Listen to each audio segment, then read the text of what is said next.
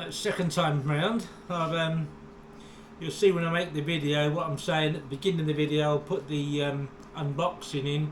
Unfortunately, when I did the unboxing, I had it on hyperlapse, so you'll see it rush through the unboxing anyway. So we're here with the KEH K11 TURBO drone. This is a big drone. It weighs about just under 800 grams. It's a budget drone, to be fair. It's a big drone, but it's a budget drone.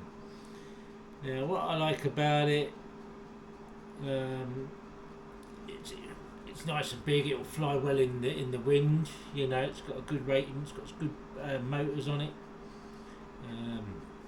It's also got a if you're a fisherman and take your line out, you can hook your line on there and it'll take your line, your drone out. You've got landing lights on there which you can turn on and off from the remote. It's got a 3-axis gimbal.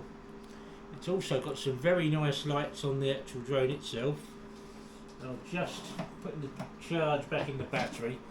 I'll give you a little demonstration of the lights, see how they light up. So it's a press and hold. Right, so with the drone, it's all lit up now, and you've got the green lights at the front, red at the back. Now when you get GPS, these will turn blue.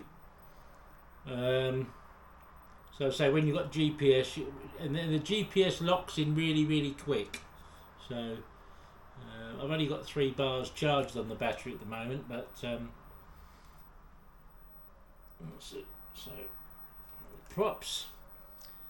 Yeah, it's a budget drone, but I mean, it actually don't sound bad when the props are started up and running. It sounds quite quiet. We'll know more when we get it out in the field, but I have unlocked the props. They do sound quite quiet. I mean, they're turned up like the Mavic and the Autel drone. I might have a set of Autel blades there which I can compare it with. They do look very similar. You can see that. Same sort of design, different clip. These, like the Mavics, go in and twist. These are actually screwed on. So again, it's a cheaper drone. It's not £1,000 drone. This is just under £200. So yeah, but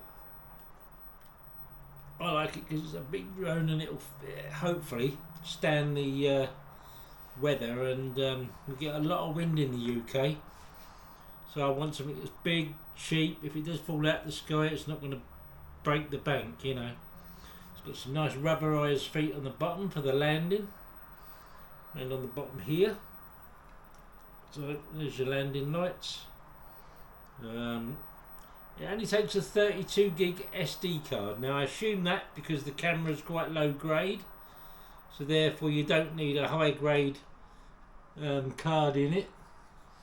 And what I've found is on some of these drones you're better off sticking with a minimal requirement, because generally that's what works with the drone. You start putting a 128 or a 64 gig in, it's just not going to work. It's not going to record to the SD card, and then you're relying on your phone, and then the footage on your phone's only going to be 720.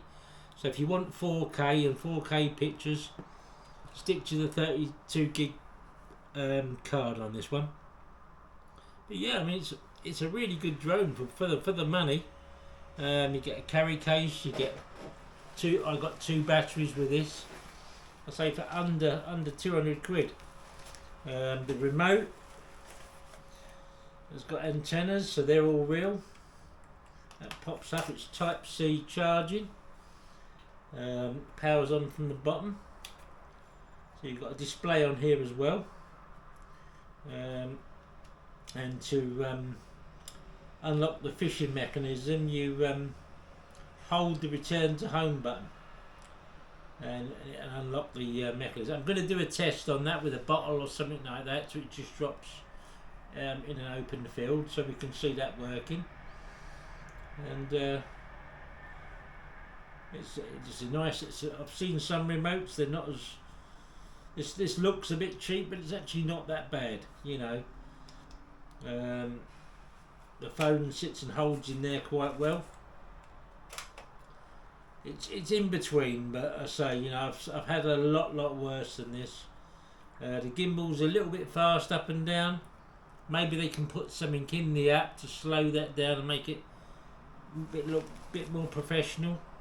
It connects via USB cable in the back to your phone, and when you switch it on, you have to wait for a beep noise. That's the drone connecting to the remote. Once that's beeped, then you connect the cable to your phone, and it'll run through the app okay. So that's pretty much all. I've done the unpacking. I said, you know, we've seen what you get. You get a full set of props in there. You get screws. You get your charging cable.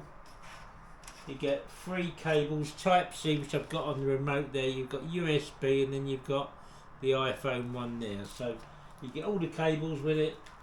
You get instructions. They're all quite clear. They're in Chinese, but they're also in English inside there. So you've got English there. It does go through it quite well, actually. There's quite a bit there for new flyers. What to do, the do's and don'ts. No fly zones and all that. I mean, we need that now, because there are idiots out there that will go and try and take off near an airport and think they're being funny, but no, a little bit in there, just a guideline and help people out, safety and stuff like that. So yeah, you've got detailed thing of the app and everything there. You've got aircraft assembly, what to do, how to open it and everything else, how to connect it, battery charging. It's a full display on that. We've also got operating method for the remote controllers, remote controller, charging and everything else. So it's all in there. At least it tells you how to unlock the motors and stuff like that as well. But again, you've got various means and the positions, and it's all described in there what you need to do, the headless mode and everything. If you want to play with the headless mode, I think it's called a pointless mode, but some people call it by the right name. Yeah, I think it's a really good drone for the money. I've had worse drones than this for more money, and I think it's worth every penny. We'll be able to find out from the video and